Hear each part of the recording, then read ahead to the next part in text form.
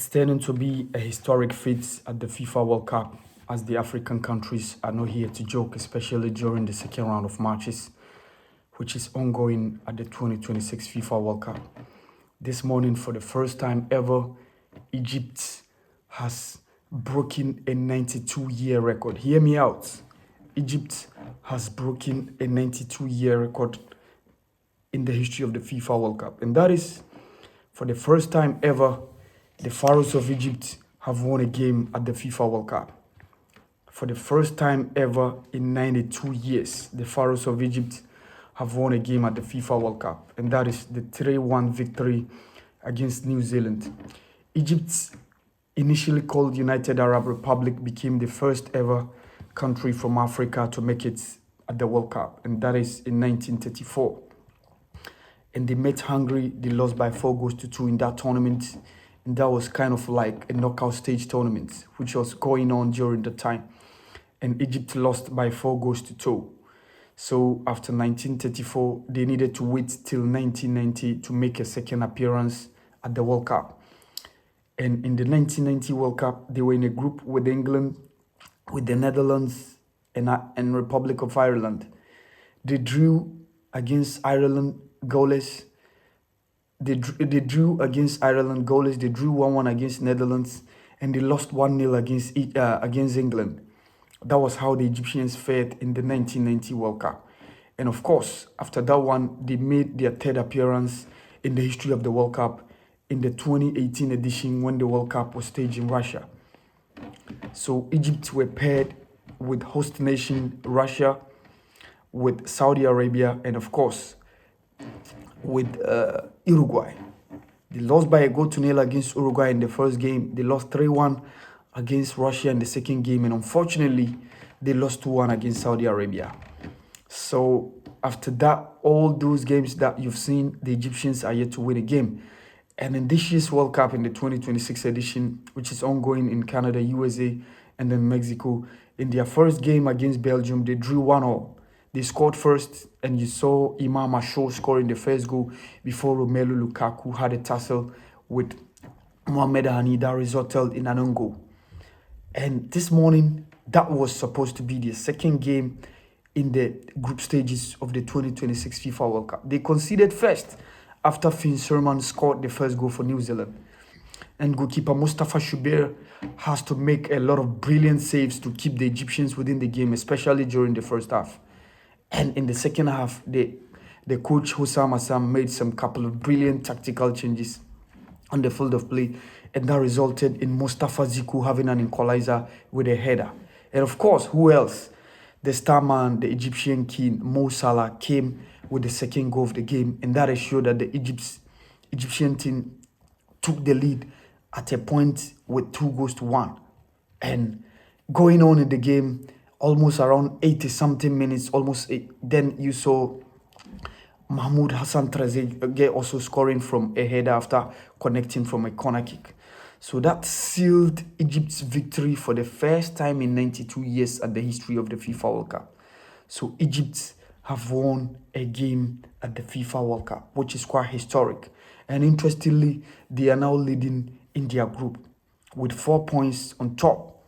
Now Belgium are tiring with 2 points, and of course Iran. Then comes New Zealand, who are languishing at the bottom of the table. So that is a historic feat achieved by the Pharaohs of Egypt, and that is absolutely phenomenal for the Egyptian people. So I am thinking that based on this result, Egypt is likely to make it into the next stage of the competition, which is going to be the round of 32. Their last game is against Iran, and even if they can lose against Iran, probably if I don't see New Zealand beating the Belgian team. So I think Egypt, even if they don't come second or first, they can get the opportunity to become among the third best placed teams to make it into the round of 32 in the 2026 FIFA World Cup. Verde did not come at the 2026 FIFA World Cup to joke at all. And of course, I think Alexander Saiforin will be licking his wounds and be talking about the 48-team FIFA World Cup is going to expose us to less fancied games, having uninspired games. And if you're going to remember, Gennaro Gattuso, former coach of Italy was saying Africa has been giving much spots or much lots at the World Cup. They're not going to do anything. But if you take a look at what has been happening, especially from the Blue Sharks of Cape Verde, it tells you they are not here to joke at all. They gave Uruguay a good run for their money, scoring first through Kevin Pina, joining the list of African players who have scored from direct free kicks, joining the likes of Abdulhamid Sabiri, the likes of Kalu Uche and the likes. Kevin Pina scored first from a free kick. And of course, Maxi Araujo equalized for the Uruguayans. Maxi Araujo initially equalized for the Uruguayans in their first game against Saudi Arabia when they were down or when they were trailing by a goal to nil. He equalized, and of course, Konobio added another one to make it 2-1. Then comes a mistake or mishap between the backline and the goalkeeper, Fernando Muslera of Uruguay.